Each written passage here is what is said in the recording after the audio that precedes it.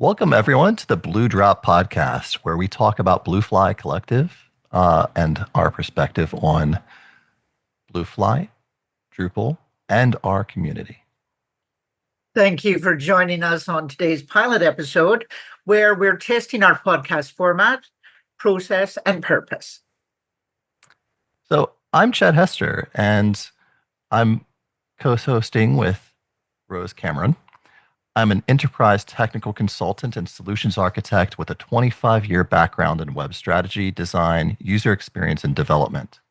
I've been working heavily with Drupal and this community for over 16 years.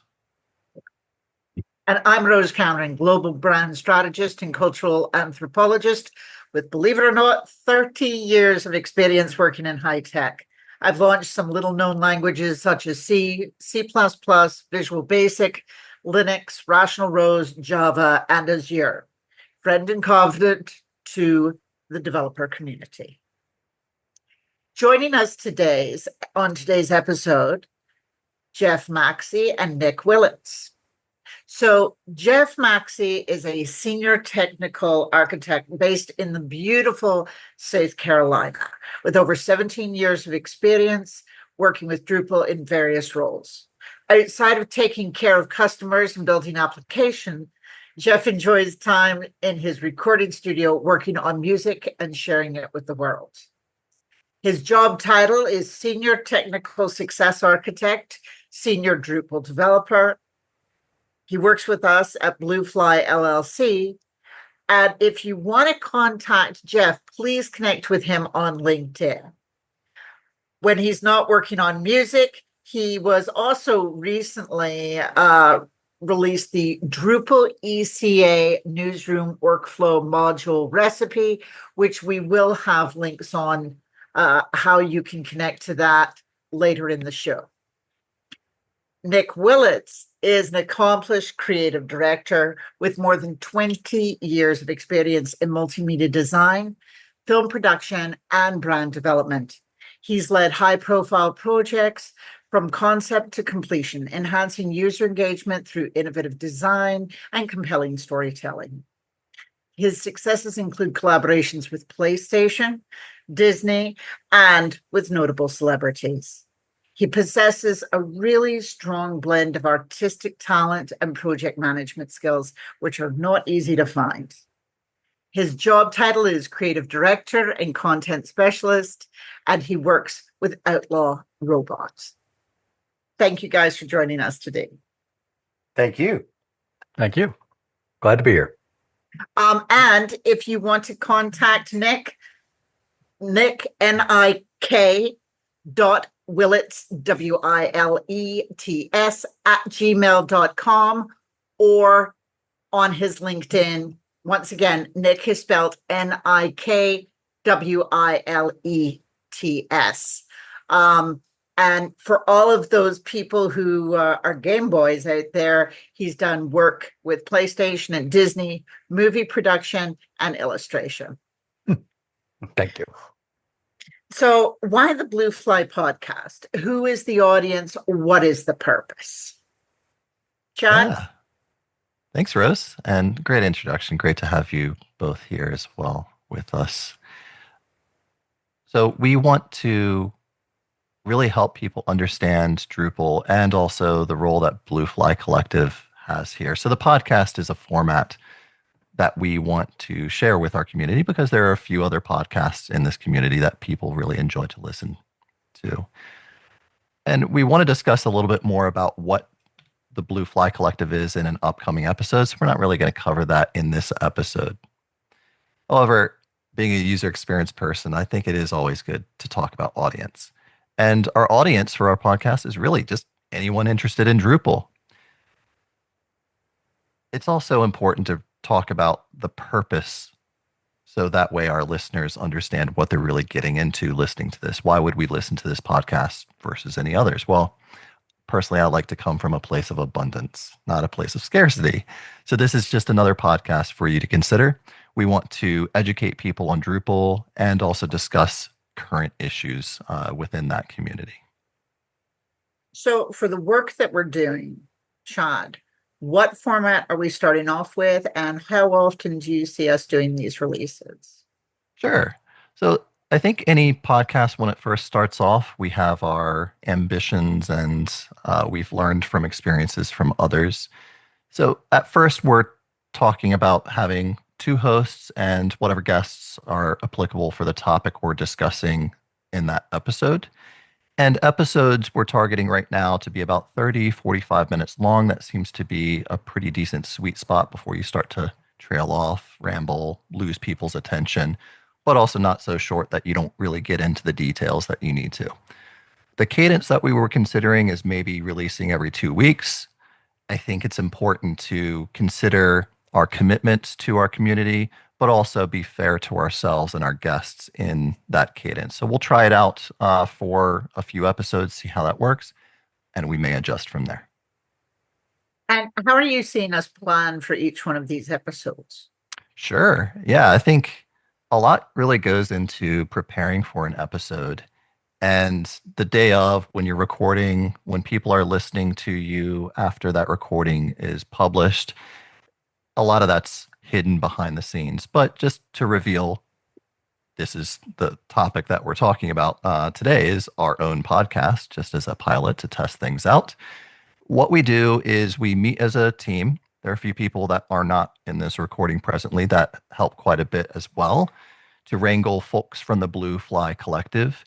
And we basically have a couple tabs in a spreadsheet. One is here are the topics we're considering, and then we vet that as a team. We talk to the leadership team, we talk to our content strategy and our marketing teams, and we figure out what our priorities are. Sometimes those priorities are based on what's happening in current events or new features in Drupal or modules or things that are happening in the broader technical community. And others might just be a matter of filling in topics to share Blue Fly Collective's perspective with our community on things that we think are really appropriate. So it's kind of that positioning.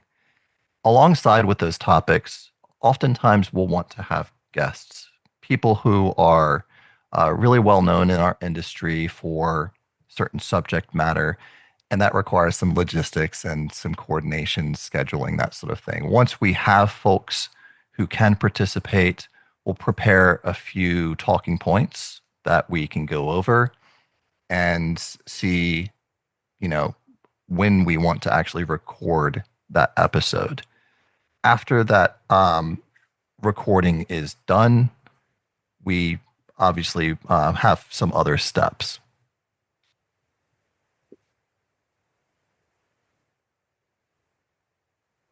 So talking about the recording, Jeff and Nick have joined us today because we've done a lot of preparation on how to do a podcast. And I want to make a distinction in terminology because I love this. We're recording an episode, not a podcast. Podcast is a whole show. But the episodes that we're recording, we want to talk a little bit about the tools and the processes. So Jeff, Nick, can you let us know, how are we doing this? What are we using to record this? What processes do we have to have an effective production? Jeff, you want to go with that? Sure. I'm happy to kind of kick off on that. So we use a combination of tools, and I think the two biggest ones are we use Zoom just for the connection between all the people because obviously it's very hard to kind of get everybody in the same room all the time because it's kind of a global experience in a manner of speaking. And then I combine tools such as open source tools like OBS to be able to kind of combine all the bits of media uh, into a visual format. That's just not, just as generic as a typical conference call.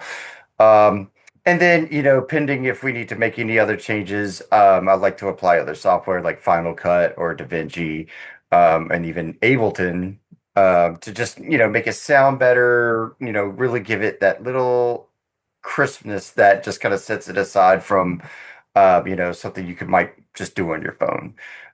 So we'd like to take those, or we're looking to take those extra steps to really make the experience both visual and audibly, um, pleasant, so that you can adjust the information that we're talking about, and without sounding like you're just kind of listening to somebody scream on speakerphone. Uh, Nick, anything else from your end? For graphics packages, we use the standard Adobe Creative Suite, Adobe Photoshop and Illustrator.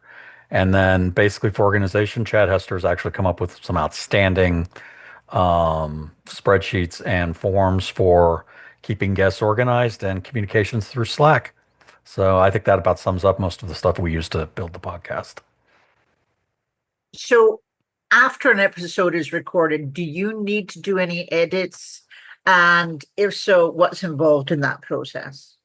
We have some post-processing where we'll be adding titles and end credits on. We might actually do we might actually pull a good moment out of the podcast as a stinger in, but basically a lot of that is done probably, as Jeff said, probably going to be done in either DaVinci or in Final Cut Pro. And I think one thing that we've learned from participating in other podcasts is that the less post-production work you have to do, the better off things are.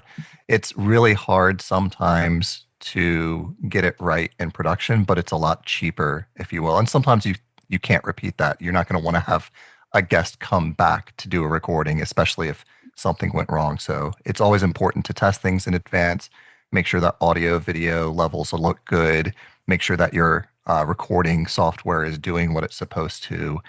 And in an ideal world, the only edits you really have are just adding the intro, the outro, the kind of splash, if you will. But sometimes things happen, maybe a package gets delivered, somebody needs to go answer the door, or something else technical occurs, somebody's internet connection drops out, things do happen. But to keep things at a minimum and keep things nimble, we do have that cadence of trying to release this every 2 weeks. And we want to be respectful of our hosts, our guests, and the time that it takes to do these sort of things. So between production and post-production, the less work that we have to put into this, the more content we can produce for our community. Absolutely. So it's important to be thoughtful. Mm-hmm. Jeff, did you have anything else that you wanted to add? I think what I would like to add on that is that, yes, we've been kind of working to make sure everything's kind of pre-planned and pre-set up, so we don't have to do all the extra work at the end. And even with that, it does provide us that leeway that if we want to do those extras, those extra little details, splashes, etc., we can focus on that as opposed to having to worry about getting the main content all edited proper, with a fine-tooth comb. And that's because we put the work in ahead of time, so that we can focus on those details. And also, I think the key part that you alluded to, Chad, is that pre-planning, that work all together up front allows us to actually focus on the content instead of the production itself. But we're saving time so we can add some zhuzh. Yes, there you go, the zhuzh. And I think many people have listened to podcasts. If they're showing up at ours, they've heard podcasts before. They know what to expect. I don't think that we need to be very stuffy and overly formal. Being casual, laid back, it makes our listeners a bit more comfortable. But there is a lot of professional effort that goes into these things. De-essing, plosions, those are things that are going to happen sometimes. And sometimes you just let them happen, and it's okay to be casual about it. Well, I think that there's a big difference between a mess up and a good moment. And that's what we're looking for. I mean, to be we're authentic. just looking for the mess ups. Yes. We want to make our guests look good. So yeah. All the time. Well, you both look good. Thank you. So my mother has a reoccurring question, which is, once the episode has been recorded, when is it published so she can listen to it? And then where is it published, and where can we read the run of show notes? For sure. I think a few days to a week is fair for our team to really analyze what was said, make sure that we're saying the right thing. Although we're trying to be authentic, we do want to have a quality output and not waste people's times listening to trash. So handling any edits that we have in the tools with the processes that we've described, I think is really important. And then after that, we do want to make a noble attempt to try to release on a regular schedule. So giving ourselves that time will be important. And then folks can look to bluefly.io to find the Blue Drop podcast. So we'll have a page up there that lists our episodes and then episode pages themselves. It's also important to recognize that any links that we mention during the show, books, other resources, stuff like that, we'll put that in the show notes. So that way it's easy to access. We'll try to announce episodes on platforms like LinkedIn, Blue Sky, or any other social media platforms that our Blue Fly Collective is on. So obviously stay tuned for that. And we do want to be mindful of our listeners and their preferences. So if that means you prefer listening to podcasts not on a website and you'd prefer listening to it on Apple Podcasts, Spotify, things like that, let us know what your preference is, because we want to show up there and obviously have syndication where you expect it to be. So thank you all very much for joining in today's inaugural pilot episode of the Blue Drop podcast, an episode about the podcast itself, very meta. But to our listeners, thank you for listening. We've enjoyed having you with us. A podcast about a podcast. And if you'd like to learn more about Bluefly and this amazing team, please visit our website at bluefly.io. That's bluefly.io. Thanks very much, everyone.